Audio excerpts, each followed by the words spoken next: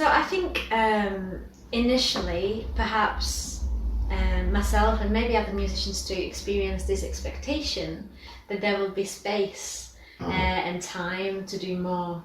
But I felt that, and I can't quite put my finger on it why, maybe, because of the collective kind of tension that was happening and the limitation of freedoms and stuff.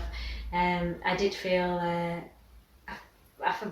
it was very difficult to create, basically. I did write one song about not being able to go out anymore and tell me what it means to be free, kind of thing, because you do question those things.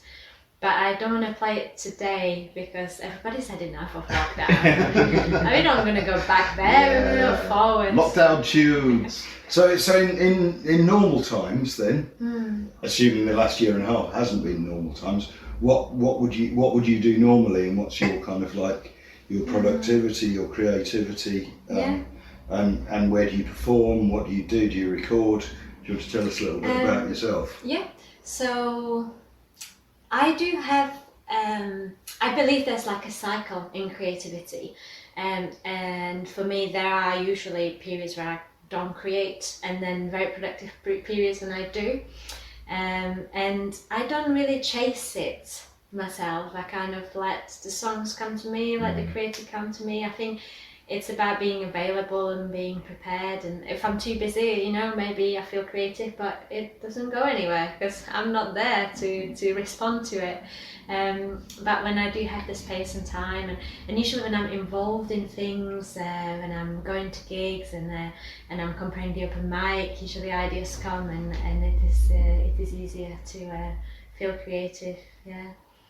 So I do occasional gigs, and I've got one album out, and then do recordings every now and then, and starting a bit of just before lockdown, started a bit of cooperation with other people, which you will hear some of that later on. Great, brilliant. So that's it then. It's just been a bit of a shake-up then, really, hasn't it, since we've had the pandemic, and just knowing that like there was a certain kind of, like you say, it came in cycles, but you were familiar with it, and then there's this unfamiliarity now, which has kind of left you without that cycle. It's kind of so could be quite new for you. So the part of the cycle when you don't create becomes longer. It becomes almost a year, and that is you and I've had other people feeling this as well. You start to question: am I still a musician? Am I still a singer-songwriter if I don't write, if I don't sing, if I don't perform? But it is like a longer winter, and you do have to have that faith that in yourself and in creativity that it will come back.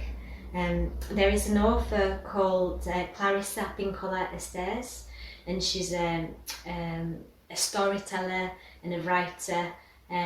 She wrote a very famous book, Women Who Run with the Wolves. Oh, I know that book, yes. There's a wolf on the wall, actually. Yeah. There you go. Very, very famous. Very fitting. Yep.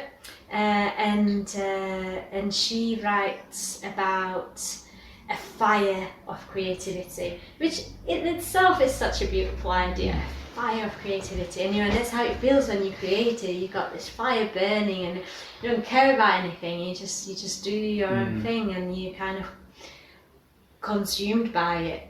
And then she says sometimes the fire goes out, but it's okay because there's the embers left behind the fire. Okay. And as long as you've got the embers, then you can start the fire again.